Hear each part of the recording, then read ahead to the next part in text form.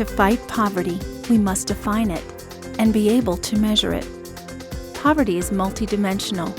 Its harsh reality varies from one nation to another. So how do we measure poverty?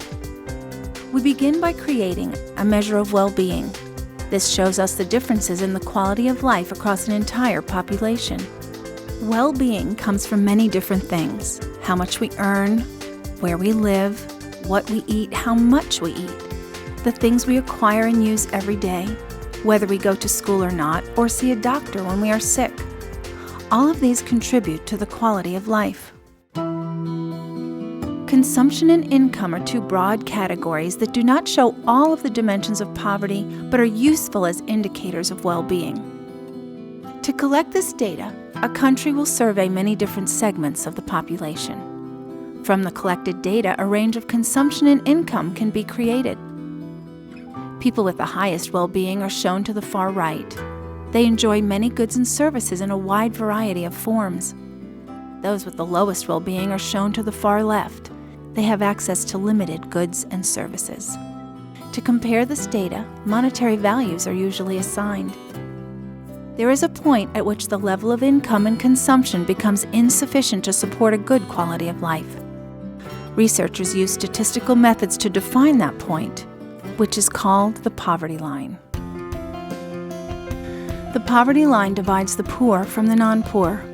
People in poverty are those whose level of income or consumption is not enough to cover a minimum amount of goods and services. There is also a point that represents the minimum food consumption that can sustain life.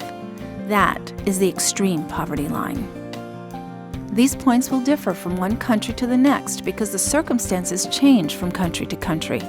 But the process of measuring poverty is consistent. How do we measure how many people live in poverty? When we plot out the population of a country, we see how many people live in poverty and what percentage they represent of the country's entire population. This data reminds us how much work there is to do in fighting poverty, and it actually helps us organize that fight. With this information, we can calculate how many people live below the poverty line. We can start seeing where help is needed most, who needs it, and what types of programs could be effective. We can accurately measure our progress and, more importantly, adjust our plans to empower people so that they can increase income, improve their well-being, and move above the poverty line.